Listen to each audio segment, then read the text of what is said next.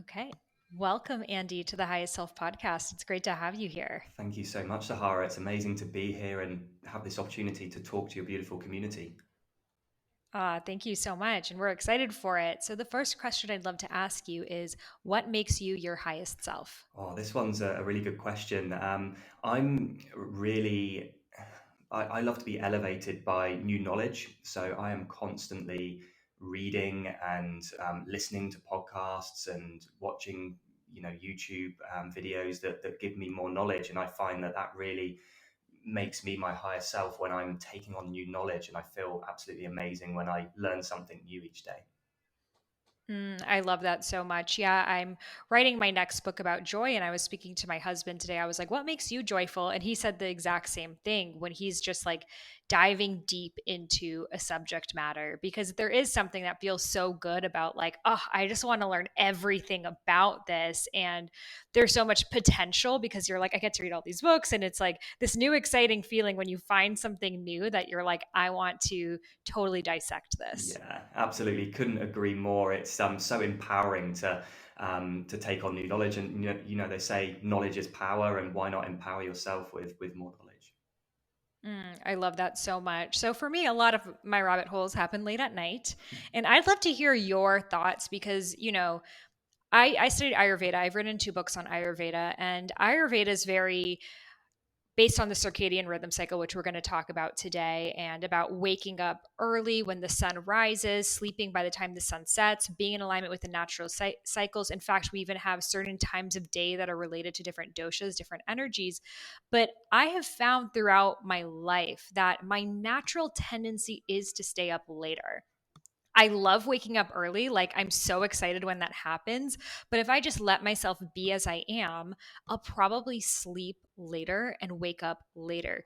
Do you think that we just have different natural tendencies, or do you think it's because we're exposed to so much more blue light that our circadian rhythm is off? Yeah, absolutely. I think that's a really good question. And it really does come down to individuality as well, like the times that you want to go to bed and the times that you want to get up. You've probably heard of the expressions like night owls and larks, which means if you're a night owl, you like to stay up a bit later. If you're a lark, you like getting up early. And you can be a bit of both as well. And, blue light does cause issues when it comes to going to bed. I mean, what we find is that we have these circadian rhythms, and they cause us to basically be active during the day and be more relaxed during the evening, and then get ourselves off to sleep at whatever time we want to go to bed. And these rhythms that cause us to be active are actually governed by blue light. The sky is blue during the day. That light causes us to feel active and alert. So the more blue light we have in our homes after sunset, the more that might influence the time that we go to bed, because it's keeping our cortisol levels high. It's causing us not to release as much melatonin and to be a bit more active. So what you'll find is that people that start to manage the blue light in their homes may have originally thought, oh, I'm a night owl, I go to sleep quite late. When you actually start bringing your circadian rhythms back in line with how they evolved ancestrally hundreds of thousands of years ago, it might be a different story.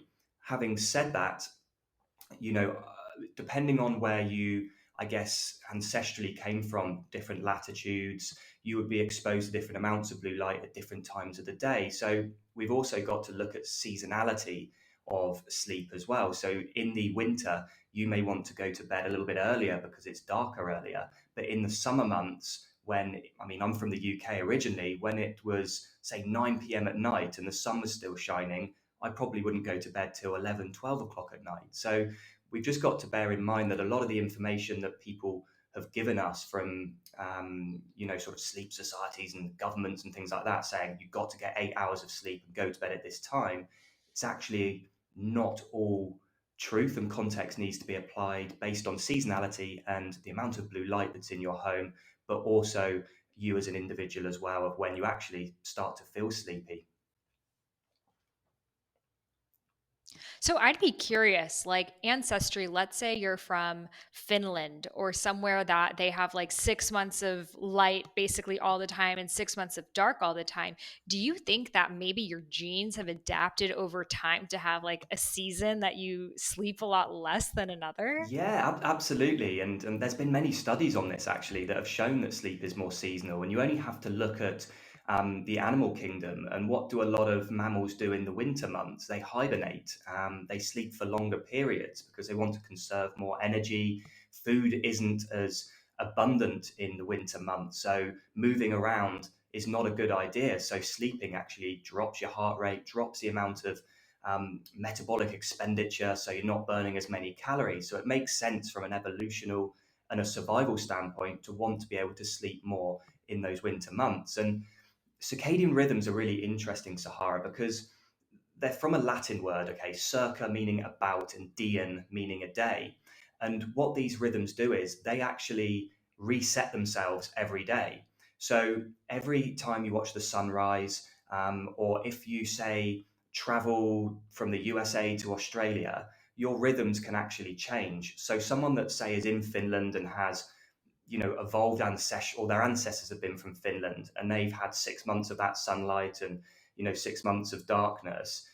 When they move, say, to another part of the world, say the US, over, say, 2 or 3 weeks after the jet lag has disappeared, they will actually have their circadian rhythm sync to that part of the earth, which shows that light really is the driver of your circadian rhythms. Because if they were fixed and, say, an individual lived in Finland and then moved to the USA, they would be on a very weird time schedule to everyone else if their circadian rhythm was fixed. So light actually in the environment will change that circadian rhythm and align the human to their new location. So really fascinating stuff. And you know, people that actually live in the Arctic Circle, like you rightly said, are exposed to a lot of blue light during summer months, and then in the winter it's a lot of darkness. And they'll be awake for long, long periods of time in those summer months. And ancestrally, that makes sense because those would have been the times when they should have been gathering food, getting everything ready for those long, horrible, depressing winter months where there was no sun and no food, so they could survive those months. Yeah, I'd be curious to know if they have higher levels of like seasonal depression there, or if because they have so much sun in one part of the year, it's almost like their bodies know that, oh, this is meant to happen. Yeah, and it's funny because there's something that governs, I guess, the seasonality of depression. So, being from the UK again, we have something there, and I'm sure you guys have it in North America as well, seasonal affective disorder, where you don't see as much sun, your UV levels are lower, so you're not producing as much serotonin, which is like your happy hormone that's created in the gut, and it's typically created from sunlight. That's why I always advocate watching the morning sun and being outside a lot. But you can also synthesize those happy hormones from a high seafood diet as well. And when you actually look at the northern latitudes, they don't have much UV light to synthesize the serotonin, but their diets are ancestrally very high in seafood, like Scandinavia, Canada, Alaska, I guess, as well. A lot of salmon there. So they have, I guess, nature is so amazing in so much that if one component for someone, say, in equatorial areas like UV light isn't present in those higher latitudes, they put something else there to be able to help create that amazing sort of hormone neurotransmitter serotonin, which is seafood. But what we've done, a bit like the blue light, we've created artificial suns now, which wreck our hormones. We've done the same in these sort of northern latitude countries where seafood perhaps isn't as prominent in their diet anymore. You have the fast food chains enter there, and other sort of European cuisines maybe going into Scandinavia. So they haven't got the UV light to make them feel happy in those winter months. They haven't got as much seafood to make them feel happy. So you're right in saying that those seasonal affective disorders actually have been increasing over the last sort of 20, 30 years in those countries. So fascinating. I do remember the times that I have been traveling. It's like suddenly when it's, 8, 9 p.m., the sun goes down, I'm exhausted. Whereas when I'm at home and I have my laptop and my computer and like all of the different things, I'm not tired. So it's 100% related to my light exposure. Yeah. So you spoke about how these different places have blue light, but there's a huge difference between the sun's blue light and like the computers. Would the sun even be considered blue light? Like what is blue light versus, warm light? What's the Yeah, difference there? absolutely. So blue light's technical definition is it's high energy visible light. Okay. So when you look at a rainbow, okay, you see all different colors. So you have your blues, your reds, your orange, your indigos, your violets. And that's all the colors of light that are present in sunlight. Okay. We can't see that. We can only see the sky that's blue or the appearance of sort of white light or the sun looks yellow in the sky. But all those colors are actually present in the sunlight in very equal quantities. So, yes, blue light is present in natural light, but each specific color of light has a property and it has a fundamental role to play on the body. For instance, blue light has been shown in studies to increase your cortisol, which is good during the day because it makes you feel alert, increases like your serotonin and your dopamine levels. Red light, for instance, on the other end of the spectrum, is a very low energy light, and it's been shown in studies, about 4,000 of them, to heal, repair, and to relax. So, all of these different spectrums of light are present in sunlight. So, it's very balanced. But what we did in about 1995, 96, we decided to create a more intense artificial light. So we had these incandescent light bulbs that were very high in red light, had yellow light, orange light, and a bit of blue light in. They were very balanced like the sun. But what we did was we wanted to create energy efficiency. So we took out all the high wavelengths like the red lights, and we just left blue light present in these LEDs. So we put them in our house lights, we put them in our laptops, in our phones when all that technology started to progress. Blue light in isolation does all the things that blue light in the sun does. It increases cortisol, it increases dopamine, it increases serotonin. But because we stripped out all the red light, we didn't have any of that balance, any of that healing, any of that restoration, any of that sort of hormone balancing taking place. So we decided to create these artificial suns, put them everywhere in every device possible, um, live more indoors away from those natural beneficial sources of blue and red light, and then just pump our eyes full of this blue light, which was very much in isolation, which during the day causes cellular damage, causes you to have dry eyes, headaches, maybe migraines if you're sensitive to blue light. But also, what we were doing was instead of after sunset coming home and just having incandescent lights and maybe the old big back TVs for the people that are old enough to remember that wasn't high definition, there was not much blue light in there. So it didn't really impact our sleep too much. But now we're going home after sunset, we're on our phones, we're on our laptops, we're watching high def TVs. We've got these really high LED blue light emitting lights in our house. And that is sending the messages to our brain to keep the cortisol levels high, keep stress hormones high, so we can't unwind and it takes us longer then to go to sleep. And you need to produce something called melatonin to sleep, and you can't produce melatonin when your cortisol levels are high. So all that blue light keeps your cortisol levels high and doesn't allow you to produce enough sleep hormone. So you might be able maybe to get to sleep eventually, but the good quality deep and REM sleep isn't happening because you're not producing enough melatonin because blue light's present in your environment. I have so noticed that. I mean, I've recently started to when the sun sets, I'll put like this red filter on my computer or on my phone and I notice such a difference that like let's say it comes off or I like turn on a light or my flashlight or something, I'm like, "Oh my god, blue light, like get away from me." It's like, wow, I was going to bed with that thing before and now that I'm not used to it, I can see what a staunch difference there Yeah, really is. absolutely. And it's one of those things. It's a bit like, say, diet or maybe Ayurveda. You mentioned that. Like until you've done it, you don't realize how unbalanced perhaps you were. before. It's one of those things you have to actually experience and then go back to the old way and then be like, oh wow, yeah, that's not right. And blue light's the same. Like I wear my blue light blocking glasses after sunset, and sometimes when I don't have them, if I forget them, if I'm going out, and I literally feel like my eyes are burning out of my head. It's a horrible feeling. Um, because I'm now so conditioned to seeing what my ancestors would have seen after sunset, which is by wearing these sort of amber red lens blue light glasses, everything sort of is appearing that sort of warm hue, which is relaxing me. And it's very much like sitting around a campfire, like our ancestors would have done. And a lot of people would testify to this, that when you go camping and you have a campfire and you're in the middle of a field somewhere, typically people have the best night's sleep of their life because there's no blue light present.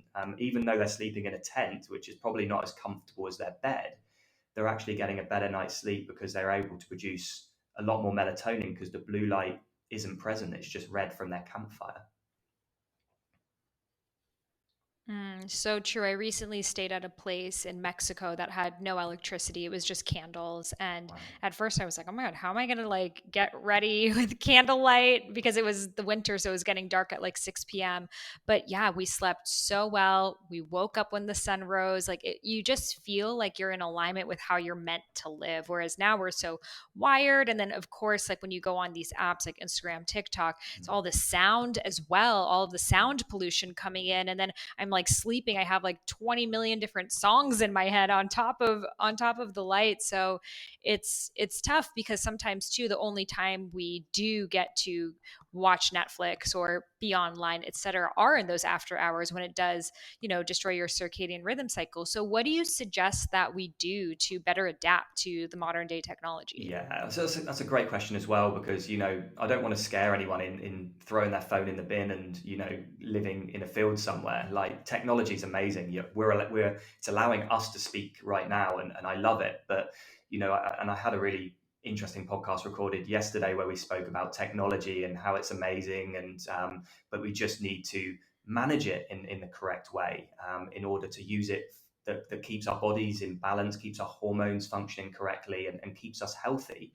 And there's ways, there's lots of little, we call them hacks, like biohacks in our community. And you mentioned you can change your phone to red. And there's actually a blog that I've written on that on Google, which you can hack your phone so you can triple click the button and it turns your phone completely red. So it's not emitting any blue light. So after sunset, you can actually scroll your phone a little bit as well and not impact your sleep.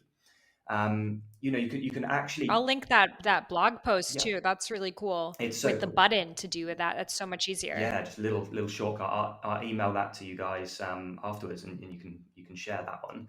Um, yeah, so that's fantastic to do. But also, looking at your house and environment as well, and maybe a couple of lamps in your house. You could put in some red light bulbs because then you've got a little bit more balanced light in your environment. You're not just bombarding your skin and your eyes with blue light, which will disrupt your sleep and cause damage to your skin. Putting some red light bulbs in can really help as well. And if you don't have red light bulbs, maybe some salt lamps, that they give out that sort of nice warm orange, sort of pinky red light, which is really beneficial for us. Blue light blocking glasses are great as well. Get yourself a good quality pair. They've got to be that sort of red orange lens, and they've got to block all of blue light and a lot of green light. And you wear those maybe 2 to 3 hours before bed, and literally anyone that wears these for the first time, you're out like a light within 2 to 3 hours of wearing them. So well worth trying blue light blocking glasses. And what the biggest tip I can always give people as well to mitigate any of the effects of blue light during the day is be outside as much as you can. If you're working in an office, maybe take your lunch outside. Maybe watch the sunrise in the morning before work, just for a couple of minutes, just to entrain your circadian rhythm, and take regular sun breaks. People that have the horrible habit of smoking are allowed to go out and smoke in the morning and the afternoon here in Australia. They're allowed 10 minutes outside. So why not just say to your boss, like, I'm going out for a sun break, people can smoke. So I'm going to have 10 minutes. I'm going to walk around the block, take in some of that natural light through my eyes, which is a lot of red light and a lot of balanced light. and that will make you feel very balanced from a hormonal perspective. And you can also do little hacks on your computer as well, where you can turn blue light down on a lot of the monitors these days. And if you don't have that, you can download some free software like Flux, which allows you to dim down a lot of the blue light, which isn't going to cause as much eye damage. So I think those are quite a few good little tips to get people started. But if I had to say two takeaways, definitely watch the sunrise every morning. You'll feel incredible, as you mentioned, Sahara, when you went away. That was just, you felt so aligned. But also after sunset, invest in a good quality pair of blue light glasses, and you will see a huge difference to not only your sleep but your energy levels as well in the next day. Yeah, I mean, in shamanic practices and probably other spiritual traditions, they do sun gazing during the Yeah. sunrise and the sunset, where they stare into the sun for the potent benefits that it gives. Do you do any kind of sun gazing Yeah, practice? I actually do. I don't look directly at the sun. I've got blue eyes, which means I have very low melanin, so they're very sensitive to too much ultraviolet light. So I would typically only do my sun gazing when ultraviolet light isn't present, which is at sunrise. So I watch it maybe slightly to the right of the sun in the mornings, and allow that to go sort of straight into my eyes that way. And it's very interesting you mentioned that. Last year, I had a similar conversation on Shaman Durek's podcast, Ancient Wisdom Today, and we talked a little bit about sun gazing on there as well. And he was a firm believer that it's a good practice, and yeah, he also agreed on the blue light glasses side of things as well, which was really interesting. So, you know. I always like to caveat, don't go out in the middle of the day and just look straight at the sun. Maybe work your way up a little bit. Maybe look slightly away from the morning sun to start with, and just see how you go. But definitely a great practice. And when I do that, I definitely feel like I get more energy in my body, and I definitely feel more grounded when I do that. And I like to watch the sun barefoot as well, on the grass, on the sand, and allow just my body to be grounded to the earth while doing it. And I find that really accentuates the benefits of the sunrise as well. And it's, yeah, such a great feeling. Yeah, the practice that I learned, it was a sunrise practice. And essentially, you have your feet, your bare feet on the earth. You're looking at the sun, or you could look around the sun as well when it's rising. So it's barely even up. It's actually even before it's come up. And you sort of like lift up your arms, like you lift them up straight, and then you imagine like you're sucking in the sun's energy, and you literally go like you're Oh, sucking it in, wow. and then you bring your hands towards your third eye, and then you bring it down your body, so you're integrating it into your body, and you repeat that cycle. And Wow. this is a shamanic practice to bring in this, because the sun, the solar energy, is the most potent, magnificent energy. And I call our communities sun beings. We are here to embody the sun. Yeah. So to wake up and to have that practice, to welcome the sun, to greet the sun, we expect the sun to be there, but like, what gratitude that the sun keeps rising for us every single day, and we too get to keep rising every single day and sharing our radiance. So I love that practice. And what I also learned is that the same beneficial UV light doesn't come through windows. Yes. So sometimes you think, oh, I can see the sun from outside. Like I used to think that. And then my friend was like, no, you have to be outside, because through the windows, you're not going to receive those same benefits. Do you know a little bit more about that science? Yeah, absolutely. And there's a very prominent doctor who's one of the leading experts in light in Germany, a guy called Dr. Alexander Wunsch, that has researched this very, very extensively. And he coined the term junk light, because a lot of people think, right, you've got artificial light and you've got natural light, but actually you've got junk light, and that's any kind of filtered sunlight. So if you wear sunglasses, that's going to filter the types of light that are passing through your eyes, which is going to send the wrong messages to your hormonal system. And the same is true for windows. So I always say to people, if you're sitting in an office, sit as far away from a window as you can, because windows allow, there's three types of UV: UVA, UVB, UVC. And what you find is the only type of light that's the invisible light that's filtered through a window is actually the type of UV light that actually can cause skin cancers and some problems to the skin, because in isolation the UVA is really detrimental to you. But when you've got UVA, UVB, UVC, you haven't got a problem. So if you're outside in the sunlight with no glass pane in front of you, totally fine. But when you're behind a glass pane, you're going to be just, all the good UV is basically left outside and the bad stuff is coming through. So when you are in an office, sit far away from a window. And then also another one is when you're driving and the sun's coming through your car. I always say you've got to get your window open, even if it's just a crack, to allow some of the sunlight to hit your face or your body whilst you're driving.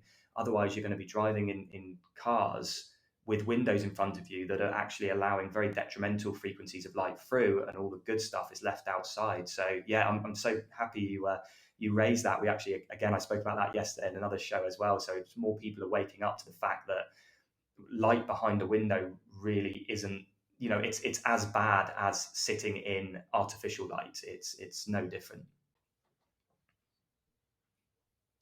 Wow, I didn't realize it was that bad. I just knew it wasn't as Yeah, good. So not good. that's crazy because, we hear all the time sit near the window because, if you're working, it will boost your mood to see the sun. But now we're hearing that, would this be something more if you have like lighter skin and a higher chance of skin cancer to be aware of, or would you just say this is for everyone? It's interesting, skin cancer, and again, I've done quite a lot of research on it, and there's a lot of studies out there that have looked at how light can play a role in the development of perhaps non-cancerous and cancerous melanomas. And a lot of it comes down to, basically, our bodies can't detect UV light. It's only the appearance of blue light which tells our body that UV light is present. And it makes sense because when the sky's blue, the sun's typically out, UV is typically highest. And what happens is blue light then triggers the release of cortisol. Cortisol is an antagonist, so almost like a neutralizer to any negative effects that UV light can cause.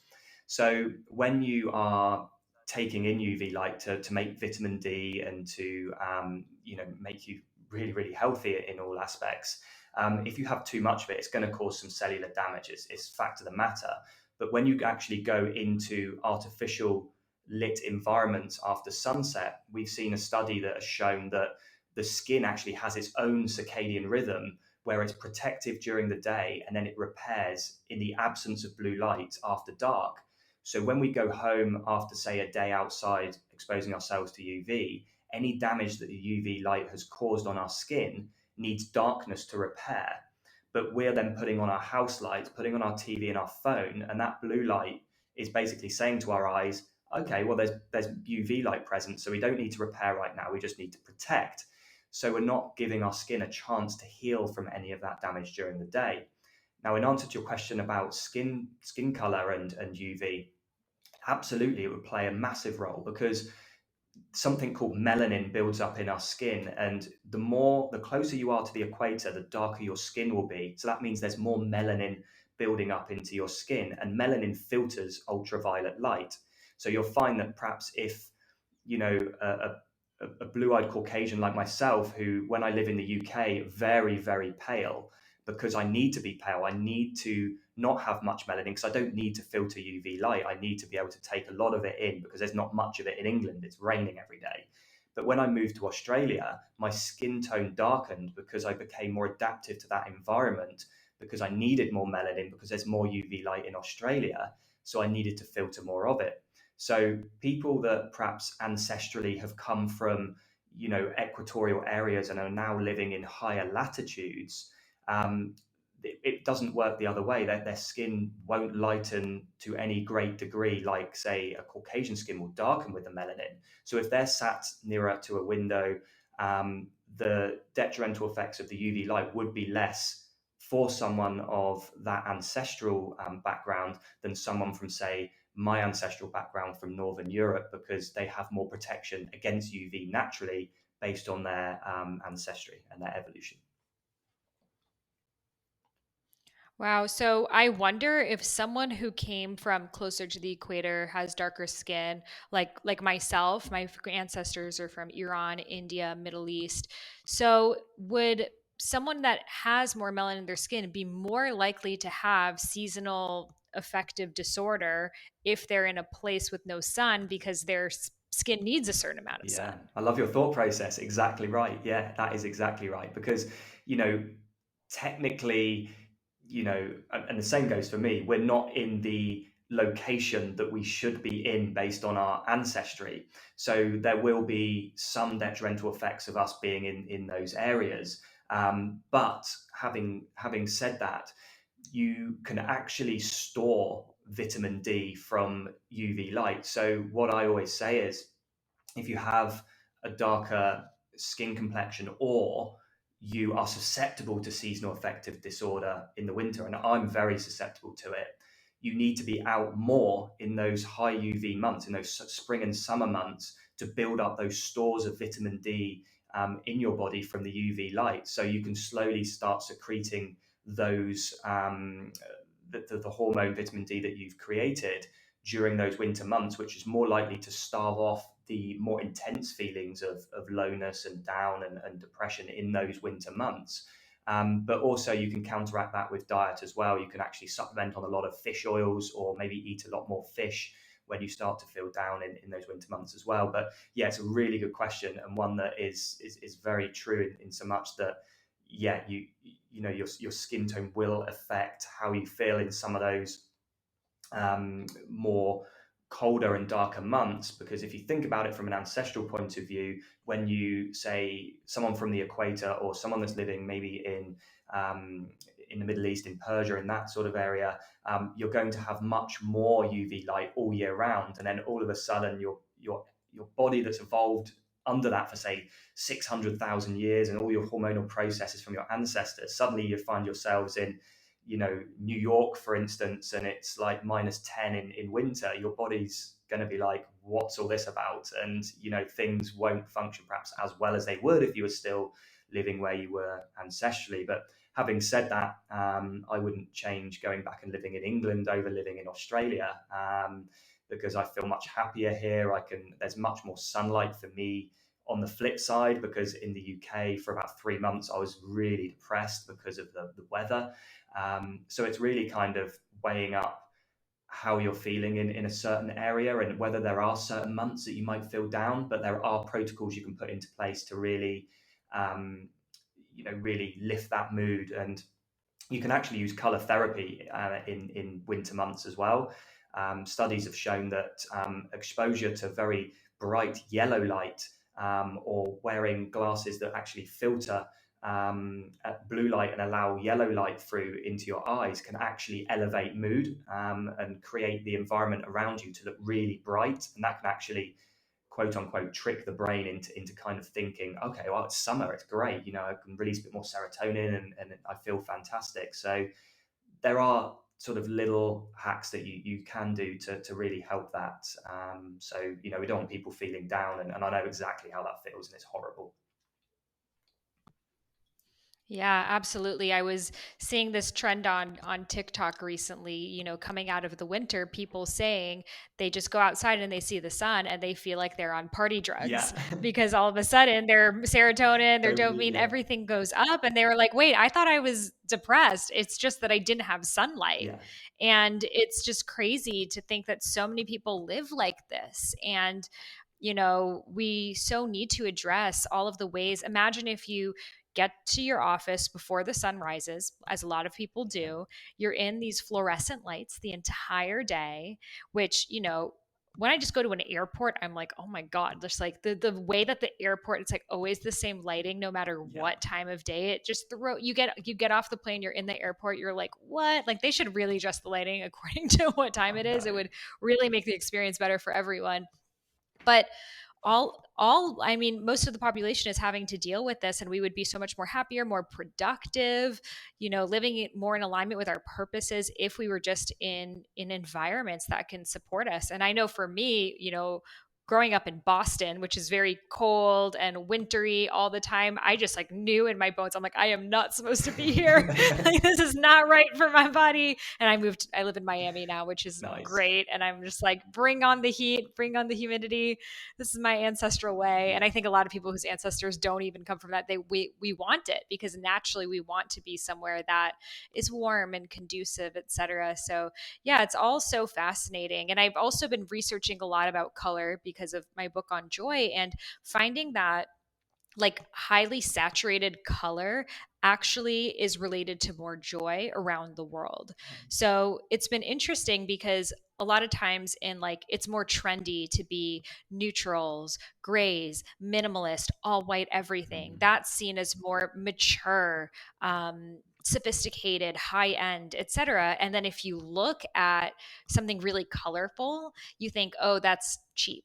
Or that's, low end or whatever. Yeah. And that actually in a way it comes from colonialism because in a lot of cultures around the world they had all these different fabrics and prints and all these colors and they would pass down their art across generations, and then we created the trend that like only like beige on beige is cool, like Burberry from the UK, Yeah. it's like literally beige on beige on beige, and then it set this world trend to do that. But that's what the environment in the UK looked like. If you looked outside, you saw grays, you saw beiges. So naturally, you're going to want to reflect that in how you dress. It's going to feel weird to you to wear lime green and orange when outside it feels dreary. You can do it, but that's not what the nature has. Where if you look at the nature in different parts of the world, the leaves, the green of the leaves are activated, they're alive, the sky is so blue, everything is so alive and saturated, so of course our clothing and our choices are going to mimic it. So just an easy way for us to bring more joy into our lives is to have more color around our room. Like instead of maybe making everything all white, paint a wall yellow or get some colorful flowers or add a cool red vase or something like that. And those little dashes of joy. I mean, since moving to Miami, I went from like LA kind of like neutral clothes to like tie-dye rainbow everything, and it's really made my mood so much more enhanced just by seeing those Yeah, colors. it's really like my brain is ticking when you're saying that, and it makes so much sense because just two sort of populations like in the UK then and I guess the US, like that hippie culture, they were so happy, and they were all those colorful beautiful colors, and always felt so amazing. And also in Australia, the Like Austin Powers. I yeah, watched Austin exactly, Powers yeah. this week. I was like, I want to go there. Bring me back to the 60s. Yes, I'm. Oh, yeah, I'd love to experience the '60s. I tell you, that looked fun.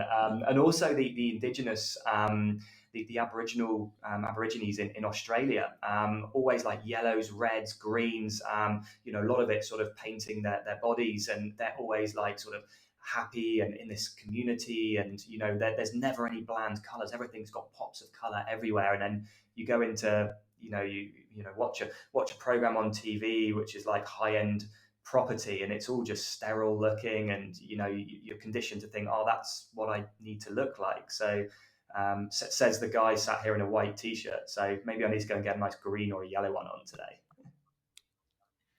Yes. Yeah. I mean, it really like it's these little choices. We have all red lights in our home, and we like have totally adapted everything. And it's those little choices that really do make a difference. And then before you know it, you're like, wow, I feel like a totally different person than I was even a month ago just because I'm wearing colorful clothes and I have my blue blockers on and I Yeah. have red light. And maybe that's all I really needed. Maybe I'm not so fucked up like I thought, Yeah. you know? The little things, it's sometimes the simple Yeah. things, right? And yeah, no, I love that. I'm going to definitely try that for a few weeks. I got some colorful clothes, they just sit at the back of my wardrobe, and I just pick whites out. I've got like maybe 7 different white t-shirts. I don't know why. It's foolish, really. Yeah, it's because our society makes it think it's like mature to do that and Yeah. even childish to be colorful. Like as a kid, no kid is like I want all whites and neutrals and No. grays like at all. Kids love colorful everything. You buy colorful clothing for babies. But why is it that I find that we get to an age that someone maybe made fun of us like, "Oh, why are you so colorful? You're dressed like a little kid." And then we've adapted this way to be more mature, adult like, which is throwing away our joy and our fun. And then we've carried that throughout the rest of our lives. And then when I think about like those old ladies who are like so joyful and happy, they're always wearing bright colors. Yeah, So it's like, let's put two and two together. There's definitely a correlation happening here. definitely. I couldn't agree more. Yes. So many great tips. And I know that you've created a company called Blue Yes. Blocks, which is a blue blocker glass company, which I'm absolutely obsessed with. You guys have so much science based research to show that this actually works, because a lot of these blue blocker companies, they're not actually, they're like, Yeah. they're a red lens, but they're not actually doing the work. Yeah. So can you share a little bit about Blue Of Blocks? course, yeah, no, thank you. It became very clear to me about 4 years ago when I started utilizing blue light blocking glasses that they weren't blocking in line with what the academic literature is saying. And I'm a very sciencey person, as people probably beginning to notice from this podcast. But um, I basically took 10 pairs of these red lens, orange lens glasses from various companies, and I have a friend in an optics lab, so we could test them in line with what they were actually blocking. And every single pair weren't blocking all of the blue light. And the brain only needs a small amount of blue light to tell your body that it's not time to go to bed and keep your cortisol levels high. So I said to them, I said, look, I want you to create a pair of glasses that people can wear after sunset that block exactly 400 to 550 nanometers. People don't need to worry too much about that. It's basically 100% of blue light and about 80% of green light, in line with the literature to help people sleep. And um, they looked at me like I was crazy, but they did it because we were friends, and we created this product. We got like maybe 20 or 30 prototypes, and I started to send them out to people in various sort of health and well-being communities that really were already wearing blue light glasses, but I wanted to give them the science as to why I thought ours were better. In the US, there was a couple of people, like Lacey Phillips, for instance, expanded podcast. She's really, really cool over there in the US. Luke Story in LA. I think he's now in Texas, somewhere like that. But yeah, He's engaged to my best is he? friend. Oh, amazing! That's Yeah. Yeah. fantastic. We Yeah. Yeah, and they came back to us like, all 20, 25, 30 of these people just saying, you guys have got something here, we'd love to help support and promote the brand. And we didn't have a brand at the time, these were just sort of prototypes we were sending out. So we created this company that would only release evidence-backed light management products. So we've got three different pairs of glasses. We've got these yellow ones for during the day that boost your mood during winter months. We've got these ones that are almost clear that you wear at your computer to help filter down some of the blue light so you're not getting so much eye damage. And then you are then we did the red ones, which were the ones you put on after sunset, which are just everyone's obsessed with. And then we just decided to go even further, and we created like a sleep mask that blocks 100% of light, because so many sleep masks out there were letting in light from above and the sides and things. So we got these adjustable eye cups that you can put around your face, and they were great for meditation, great for people that are perhaps on night shifts that need to sleep during the day. And then we created light bulbs that didn't flicker and didn't emit blue light. So we managed to make these little Lumi light bulbs, which people now always put around their house at night. And then we moved into red light therapy as well, because red light in isolation is so healing. So we harnessed some very specific frequencies of invisible and visible red and infrared light, which was shown in a lot of the literature to help heal thyroid issues, to help boost collagen in the skin, defy sort of wrinkles, anti-aging effects, and help with muscle repair and psoriasis and also arthritis, things like that. So we became this whole, where we started with blue light, we actually came into this whole amazing sort of light management company, all backed by science. And yeah, we've just managed to grow so big outside of Australia, and 70% of our customers are now in the US. And it's amazing that you guys are always seem to be the first adopters of these amazing new principles. And we're just slowly building up in Australia now, and the rest of the world. But we've changed so many people's lives, and it's been, you know really a really interesting journey. Because what I hate is when people get a concept from a trend, they buy rubbish from overseas and then they try and sell people something that doesn't really work. And that really annoys me. And I want to be able to help people. I've always wanted to help people throughout my life. And that's why we created Blue Blocks, because we wanted to create something in Australia, have it made in Australia, under optics lab conditions, the best materials with the best science, and then educate people, like coming on amazing shows like yours, and trying to educate people to empower themselves to not waste their money on, you know, brands that perhaps didn't have science, or to give them the power to be able to ask the right questions if they wanted to look into light management from any company, not just Blue Blocks, but just have the right questions at hand to be able to pick the best products for them, and just really change their lives for the better and just feel like they're meant to, which is just really balanced and grounded. And light is such a big, big factor when it comes to feeling your best self.